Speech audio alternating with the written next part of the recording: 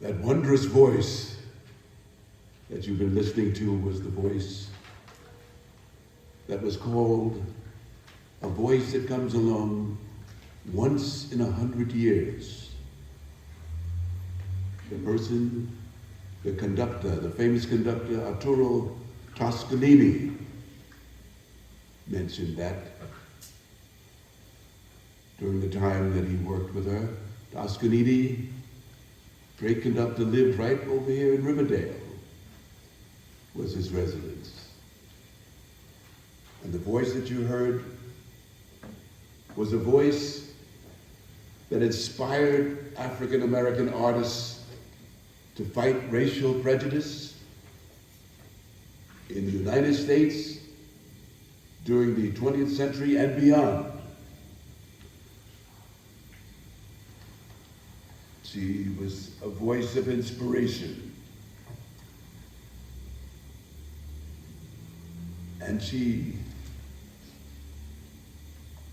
performed over the years, and from opera to spirituals, singing with renowned orchestras throughout the United States and Europe and Asia between 1925 and 1965.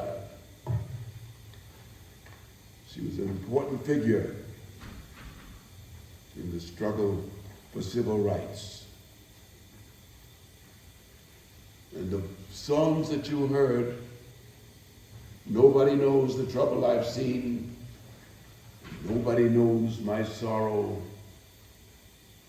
and My Lord, What a Morning, were songs that could have been sung by those women in the Bronx Slave Market as they went out each morning looking for work and then finding employers that had them working under enslaved conditions right here in the Bronx. Slavery may be defined as ownership of a person as property, especially in regard to their labor. And the Bronx slave market exploited black women, domestic workers, reminiscent of those days when they were overseers. The Bronx slave market dates back to the 1930s, and they were alternately called street corner markets, slave marts, and the Bronx Slave Brigade.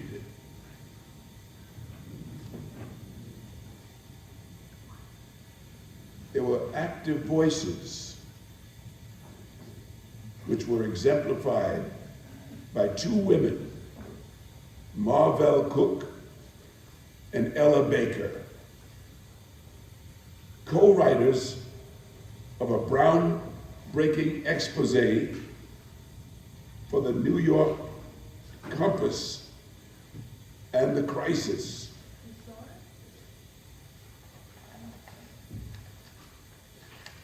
Marvell Cook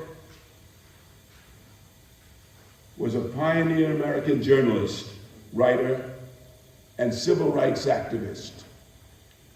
She was the first African-American woman to work at a mainstream white-owned newspaper, the New York Daily Compass. She previously had worked as assistant to W.E.B. Du Bois at Crisis magazine, writing critiques of the literary giants, including Langston Hughes, Zora Neale Hurston, Countee Cullen. She also worked for the Amsterdam News. She was a wonderful journalist. She went where others feared to tread. She was, in 1940, she was to interview a wealthy white woman at a Park Avenue apartment. She was told that she would not be allowed to enter through the front door because of her race. So she, Ella, called the interviewee and canceled. The interviewee then forced the apartment's management to allow Marvell in through the front door. Down with Jim Crow. There's a story about one time Harry Belafonte, the noted singer activist, tried to get an apartment on the Upper West Side. They wouldn't let him rent the apartment, so he bought the building. One way to solve it. In 1947, to highlight the exploitation of black domestic workers in white homes, Marvell Cook and Ella Baker, they, being journalists, they got themselves hired along with the others on the slave market. And then they described their experiences in the stories that I will be telling you in a series called I Was a Slave. Ella Baker herself was also a great civil rights worker and socialist organizer. She teamed up with Marvell Cook to write the stories of the Bronx Slave Market. It was a harrowing tale. It was a reminder, Baker said, being a socialist, that the goal of socialists has always been to tackle relationships of domination. Black women hired through the markets performed arduous domestic labor, including hand scrubbing of floors and walls, heavy cleaning of bathrooms and kitchens, furniture polishing, loads of laundry, often work that was infrequently done by the housewife employers and which required strength and stamina. The most dreaded task was window washing, which often posed a real danger to domestic workers who had to hang out of multi-storied buildings to complete the task. Reportedly, one woman was injured after falling from a 6-story window, and another woman died from a fall. So it was dreaded, so dreaded was window washing. Employers were unreasonable and unfair in their demands and positively inhuman in expecting an amount of work wholly out of proportion both to the endurance of the worker and the time paid for. For those who could get it, the labor was harsh indeed. Still, many job seekers shuffled along for hours without prospects, enduring the elements. Most slave market job seekers traveled to the Bronx by train from their homes in Harlem, carrying the signature brown paper bundle of work clothes, which led Marvell Cook to dub them as the Paper Bag Brigade. Those Harlemites who lacked the nickel train fare were said to have made the trek to and from by foot.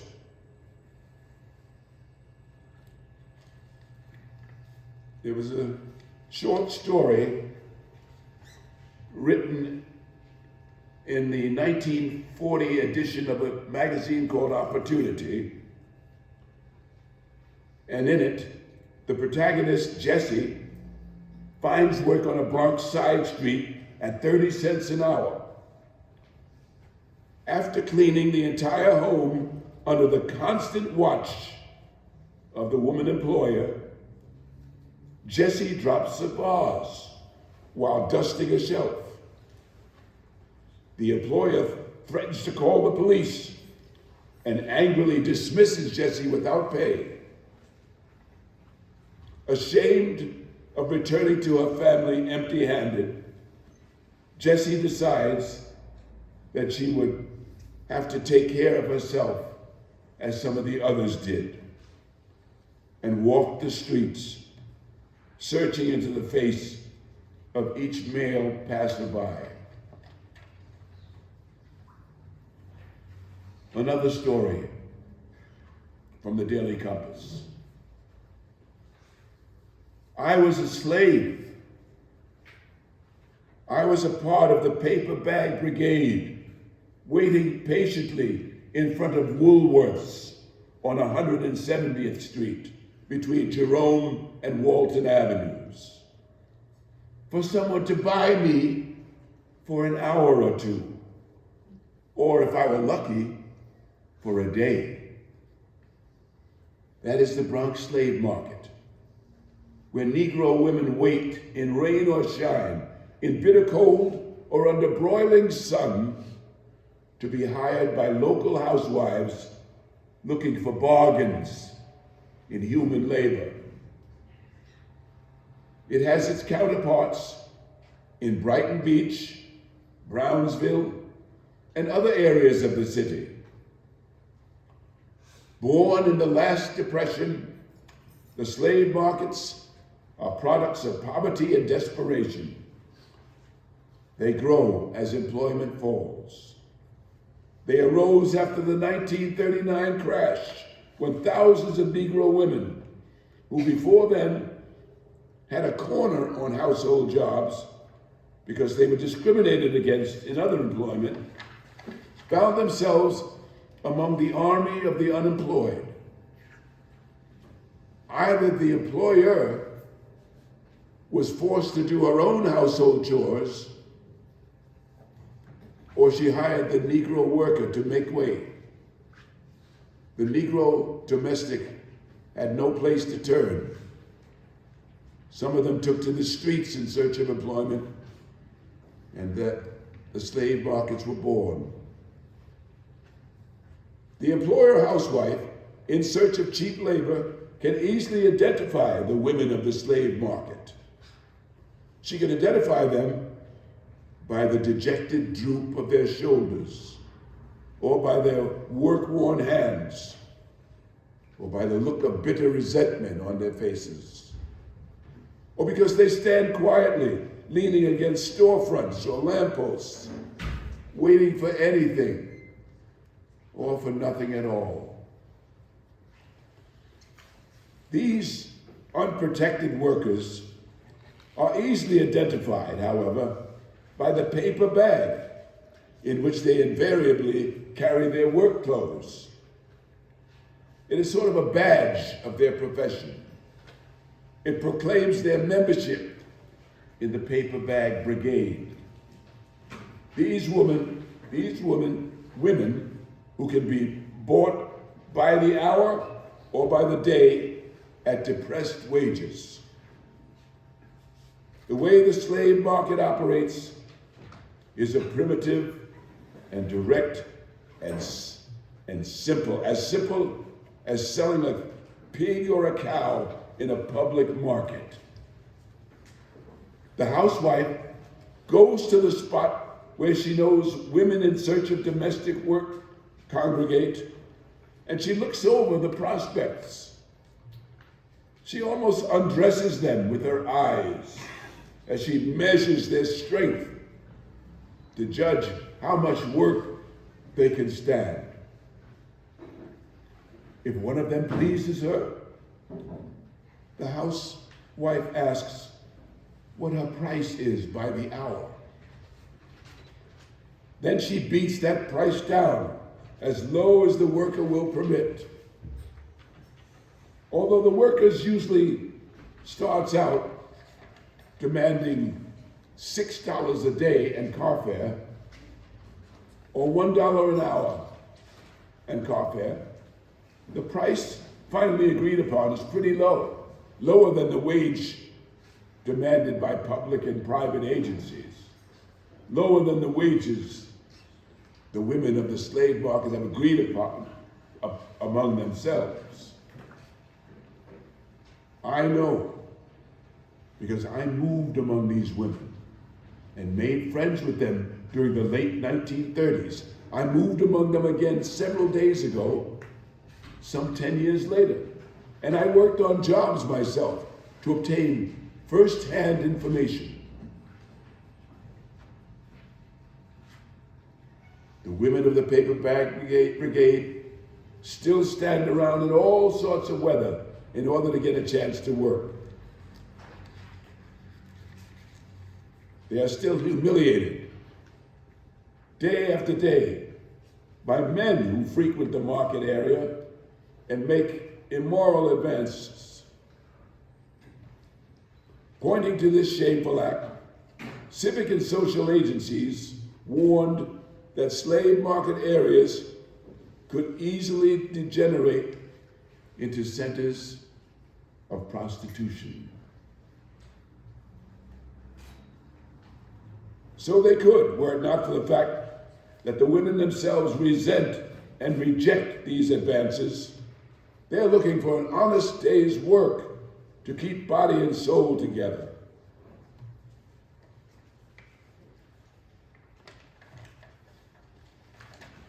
Another story from the Compass, the Daily Compass, is entitled Where Men Prowl and Women Prey on Needy Job Seekers. I was part of the Bronx Slave Market long enough to experience all the viciousness and indignity of a system which forces women to the streets in search of work. Twice I was hired by the hour, and less than the wage asked by the women on the market. Both times I went home mad for all the Negro women down through the ages who have been lashed by the stinging whip of economic oppression. Once I was approached by a predatory male who made unseemly and unmistakable advances, and I was mad all over again. My first job netted me absolutely nothing. My employer on the occasion was just like a slave boss. He had a slave boss mentality, and I quit soon after I started. My second job netted me $3.40 for a full day of the hardest kind of domestic work. My madam, that is how the slaves describe those who hire them, on this occasion, was a gentle Mrs. Simon Legree, who fed me 3 crackers, a sliver of cream cheese, jelly, and a glass of coffee while she ate a savory stew. These are the everyday experiences of the Bronx Slave Market and the markets elsewhere in the city. Next, I took up my stand in front of Woolworth's in the early chill of a December morning. Other women began to gather shortly afterwards. Backs pressed to the store window, paper bags clutched in their hands. They stared blankly into the street. I lost my identity entirely.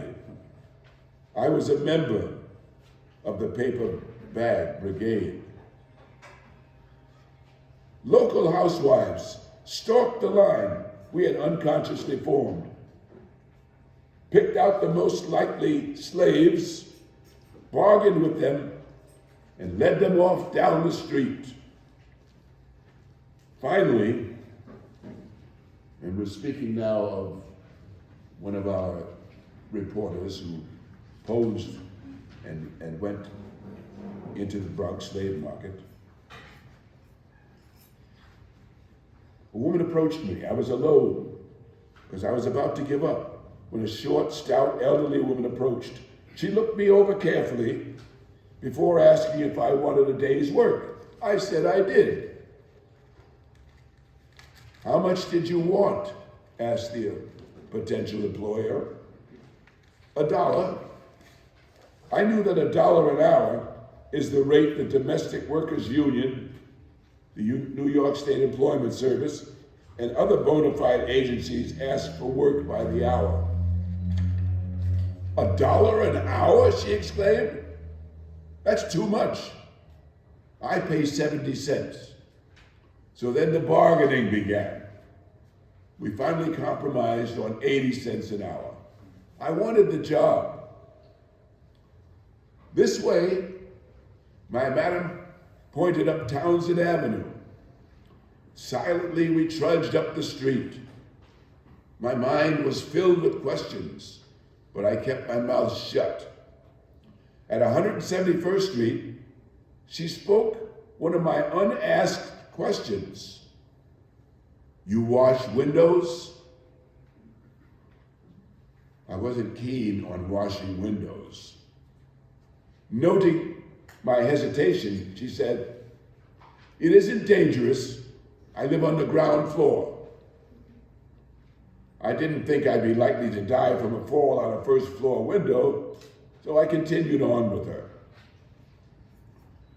She watched me as I changed into my work clothes in the kitchen of her dark 3-room ground floor apartment. Then she handed me a pail of water and a bottle of ammonia and ordered me to follow her into the bedroom.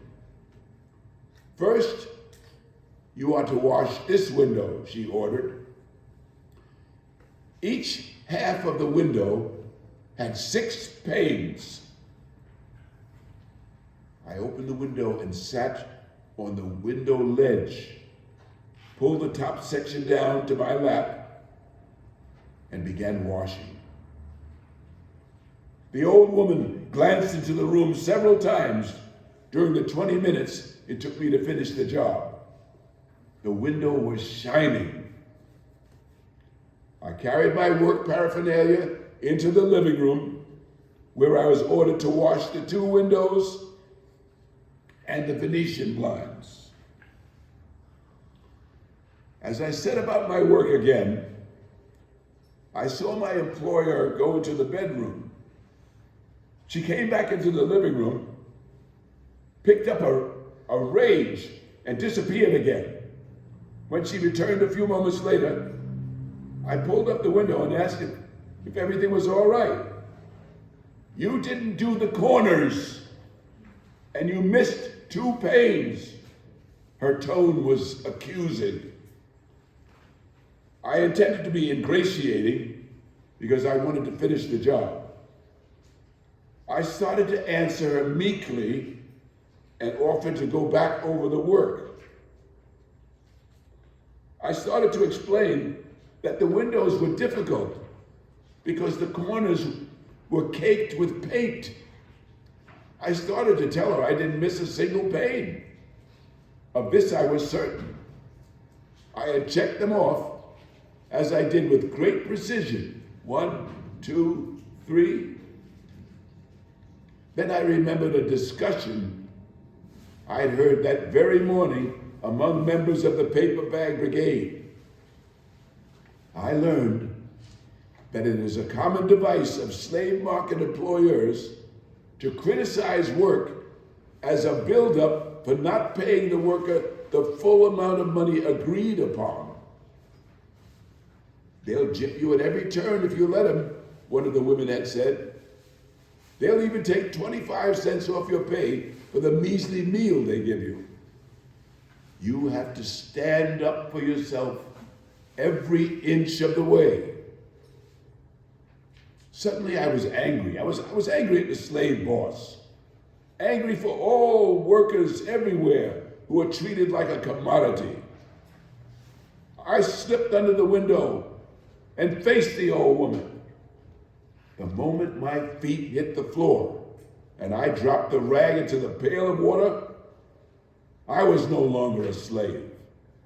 My voice was Shaking with anger, I exclaimed, "I washed every single pane, and you know it." Her face showed surprise. Such defiance was something new in her experience.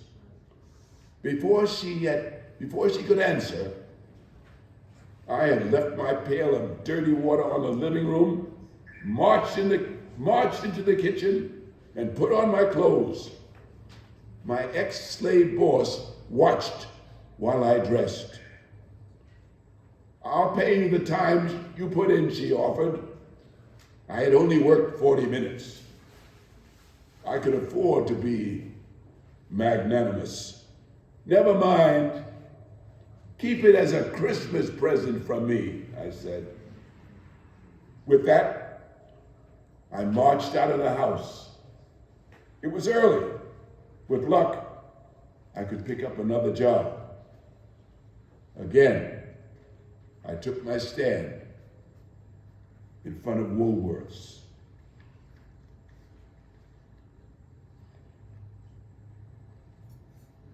Next story. A paper bag brigade learns to deal with gypping employers. I had quit my first job in revolt, and now at 10:30 a.m., I was back in the Bronx Slave Market, looking for my second job of the day. As I took my place in front of Woolworths on 170th Street near Walton Avenue, I found 5 members of the paper bag brigade still waiting to be bought by housewives looking for cheap household labor. One of the waiting slaves glanced at me. I hoped she would be friendly enough to talk. "Tough out here on the street," I remarked. She nodded. "I had one job this morning, but I quit." I went on and on. She seemed interested. "I washed windows for a lady, but I fired myself when she told me my work was no good." It was as though she hadn't heard a thing. She was looking me over appraisingly. "I ain't seen you up here on the market before. You're new, ain't you?" I was discovering that you can't just turn up cold on the market. The paper bag brigade is like a fraternity or a sorority. You must be tried and found true before you are accepted. Until then, you're on the outside looking in. Many of the new women came up fresh from the South, one worker told me, and they don't know how to bargain. They'll work for next to nothing, she said, and that makes it hard for all of us. My new friend, probably bored with standing around, decided to forgive my newness and asked about the job I had left. I told her how the fat old lady had accused me of neglecting the window I had so painstakingly washed. She said, "Oh, that's the way they all act when they don't want to give you your full pay." She brushed off the incident as if it were an everyday occurrence. "Anyway, you shouldn't have agreed to work by the hour. That's the best way to get gypped. Some of them only want you for an hour or so to clean the worst dirt out of their houses. They tell you you're through. Then it's too late, and by that time, to get another job." So I said to her, what should I have done? "Just don't work by the hour," she repeated laconically. "Work by the day. Ask $6 and car fare when you're working in a 3-room apartment." My new friend proved helpful. She told me all manner of things for which to be alert. "Don't let them turn the clock back on you," she warned. "That's the easiest way to beat you out of your money. And don't be afraid to speak up for yourself if they put more work on you than you bargained for. I asked whether she had tried to get jobs at the New York State Employment Service on Fordham Road. She said she had a card. She said, but there are no jobs up there. And anyway, I don't want my name on any records. When I asked what she meant by that, she became silent and turned her attention to another woman standing beside her. I guessed that she was a relief client. There seemed to be little likelihood of another job that morning. I decided to call it a day. As I turned to leave, I saw a woman coming down the street with the inevitable bag under her arm. She looked as if she knew her way around. I beg your pardon, I said as I came abreast of her. Are you looking for work too? What's it to you, she said. Her voice was brash and her eyes were hard as steel. She obviously knew her way around and how to protect herself. No foolishness about her. Oh, what's it to me? Nothing, I said. I answered. I felt crushed. I'm new up here. I thought you might give me some pointers. I went on. I'm sorry, honey. I'm sorry, honey, she said. Don't mind me. I ain't had no work for so long. I just get cross. What you want to know? When I told her about my morning's experience, she said that they, the employers, they're all bitches. She said it without emotion. It was spoken as a fact, as if she had remarked the sun is shining. They all get as much as they can out of your hide and try not to pay you if they can get away with it. She too worked by the job. $6 and car fare, I asked. I asked if she had ever tried the state employment office. I can't, she said. I'm on relief. And if the relief folks ever find out I'm working another job, they'll take it off my check. Lord knows it's little enough now, and it's going to be next to nothing when they start cutting in January. She went on down the street. I watched her for a moment before I turned toward the subway. I was half conscious that I was being followed. At the corner of 170th Street and Walton Avenue, I stopped a moment to look at the Christmas finery in Jack Fine's window. A man passed me, walked around the corner a few yards on Walton Avenue, retraced his steps, and then stopped by my side. I crossed Walton Avenue quickly. The man was so close on my heels that when I stopped suddenly on the far corner, he couldn't break his stride. I went back to Jack Fine's corner. When the man passed me again, he made a lewd, suggestive gesture, winked, and motioned me to follow him up Walton Avenue. I was sick to my stomach. I'd had enough for one day. Jobs. Jobs. The great writer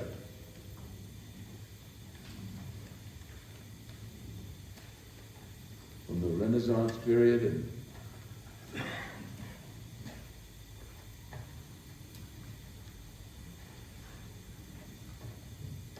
Zora Neale Hurston. Just to take a little momentary break. This is a story about 4 people and jobs.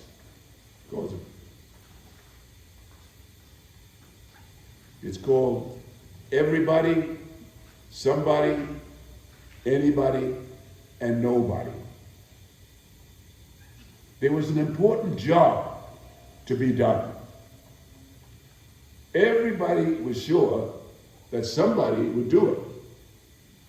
Anybody could have done it, but nobody did it. Somebody got angry about that because it was everybody's job. Everybody thought Anybody could do it. But nobody realized that everybody wouldn't do it. It ended up that everybody blamed somebody when nobody did what anybody could have done. That's Zora Neale Hurston.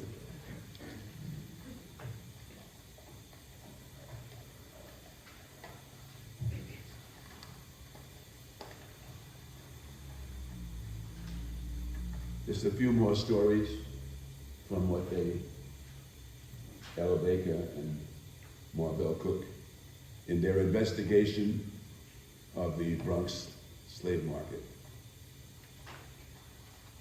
These are the stories that they garnered from those who were working on the market. It was that muggy day after the 2-day Christmas holiday, but there was no holiday cheer in the air. The paper bag brigade assembled unwilling, slowly. These women knew, even better than I, that there would be little trading on the market today. I waited with 6 others, 1 hour, 2, 4, gave up and left. Then a young couple approached, looked us all over, and bargained with the woman next to me. I didn't blame them for not choosing me. She was younger, obviously more fit. She went off, trailing behind them. I was alone. I was drenched in the rain. My feet were wet. I was about to give up when a little old woman with a bird-like face asked if I wanted a few hours' work. I let my fellow workers down, for I went off with my new madam with a bad verbal contract, 75 cents an hour for an undetermined amount of work, knowing only vaguely that there was general cleaning and ironing to do. What that meant in detail, I didn't know. By the end of the day, I knew very well. Every muscle in my body ached. On the way to her home on Morris Avenue, the little old woman informed me that she had been hiring girls off the street for 20 years and that she'd never been disappointed. I've always picked nice girls, she said. I knew you were nice the minute I laid eyes on you. That pat on the back, in a way, was worse than a kick in the teeth. She says, I was almost afraid to ask you to work. You look like you belong in an office. I glanced down at her. Was it in her mind that the old clothing that I was wearing was too good for a Negro? I couldn't interpret her expression. She had none. What's your name? She said. Margot, I answered, selecting a name close enough to my own not to be confusing. However, 5 minutes later, she was calling me Margie. By the end of the day, I was Mary, a name that to her mind, I suppose, was more befitting to my station. She watched while I changed into my work clothes. She seemed to be taking stock of my strength. Without turning, I could almost see her licking her lips. She had bought a strapping big animal. First, rinse those clothes and hang them on the dryer in the bathroom, she said, pointing to the tub. And then you can dust the walls down all over the house. She handed me a makeshift wall mop. There were endless chores. I ironed a man's shirt, 4 full-length ruffled curtains, and a tablecloth. I took the stove apart and gave it a thorough cleaning. I cleaned and scrubbed the refrigerator, a cabinet, the sink and tub and shelves above the sink. I rubbed all the furniture in the apartment with furniture oil. Through it all, my employer sat unperturbed, watching my every move. Once or twice, she arose from her chair to flick imaginary dust from an area I had already been over. Then she'd sit down again to watch me.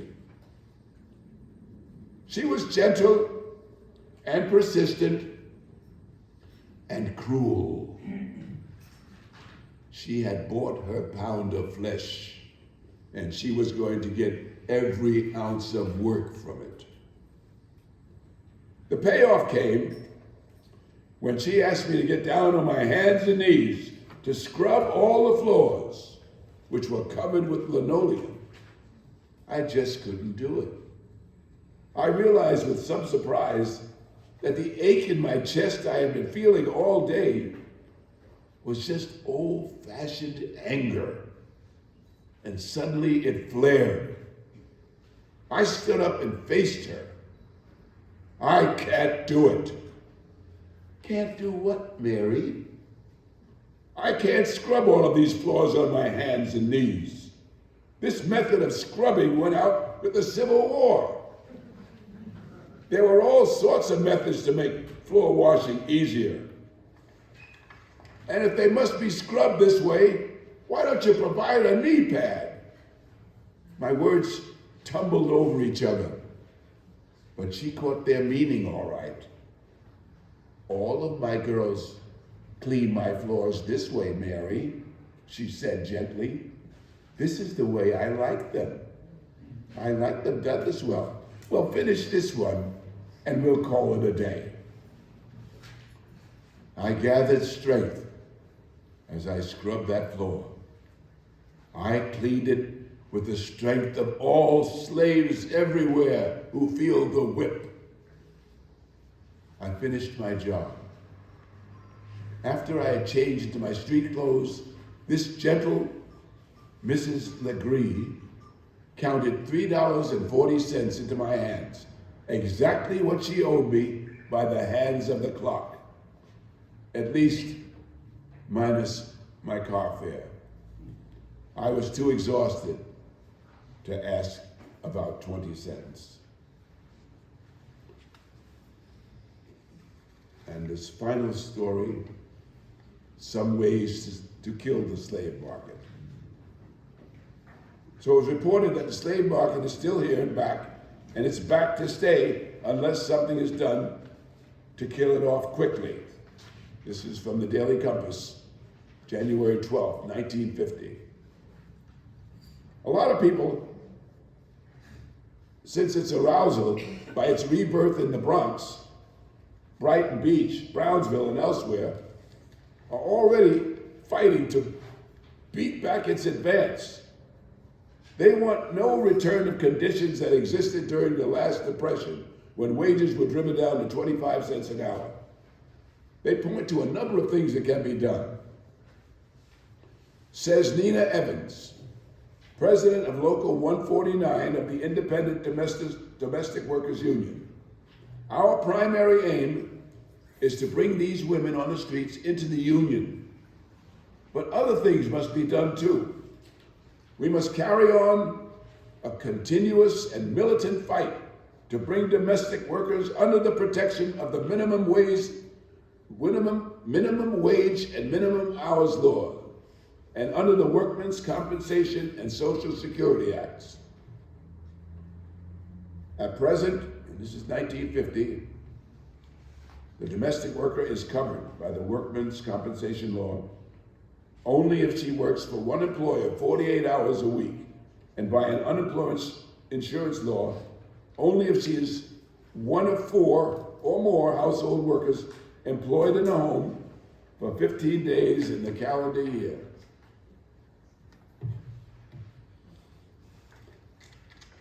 In the fall of 1939, Bessie Brown was hospitalized after being verbally and physically attacked by her employer, a wealthy white Mount Vernon couple. The couple had levied blows and racial slurs upon Brown after she refused to leave their mansion without her wages. So with the assistance of the International Defense and Interest from the Domestic Workers Union, Brown sued the employers for assault. Brown lost her case.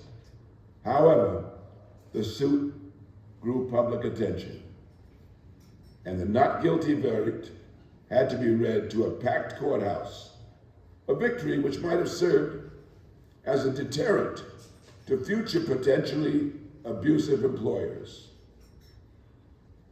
After painfully rehashing the ordeal, Bessie Brown went on to join a worker resistance program. Bronx Slave Market workers fought back against their employers' abuses. It's unclear when the Bronx Slave Market ceased altogether, although little record of them was found in newspapers after 1950. They may have temporarily subsided in the onset of World War II, which offered Black women alternatives to domestic service through opportunities in wartime industries. However, any significant gains in alternative labor opportunities were not realized until the mid-60s. But the voices are there. The voices speak up, like the voices we heard. We heard the voice of Marian Anderson at the beginning. But we heard the voice also of Zora Neale Hurston.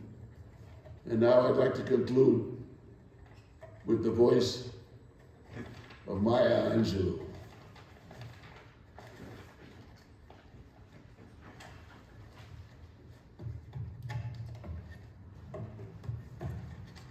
Sorry.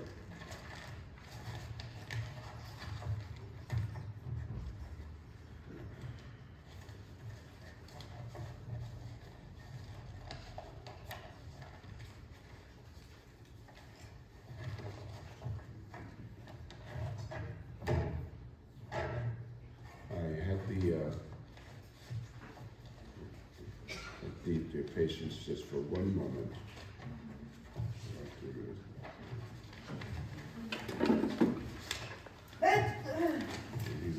Thank you.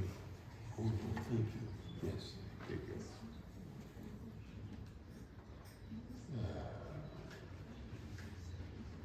You may write me down in history with your bitter, twisted lies.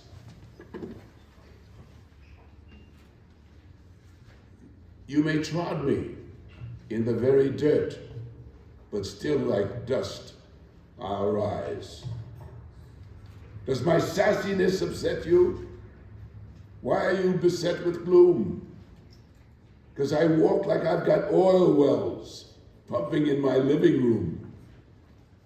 Just like moons and like suns with the certainty of tides, just like hope springing high, still I'll rise. Did you want to see me broken?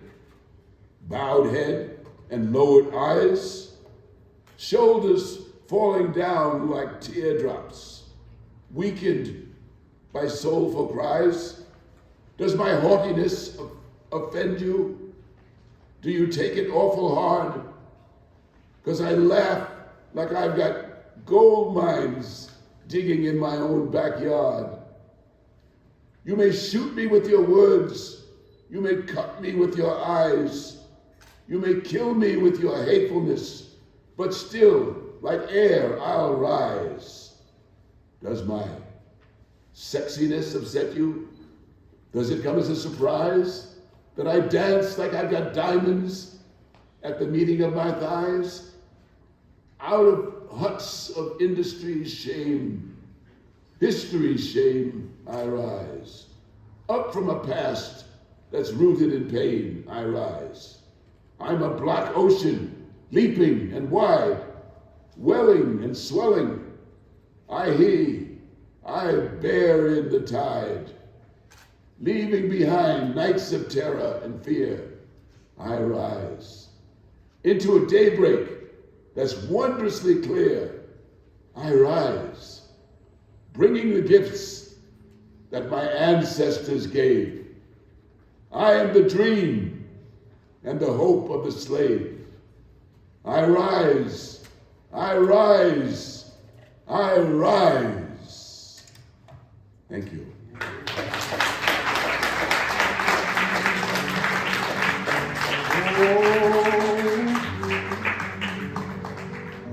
Oh, freedom over me. And before I be a slave, I be fair.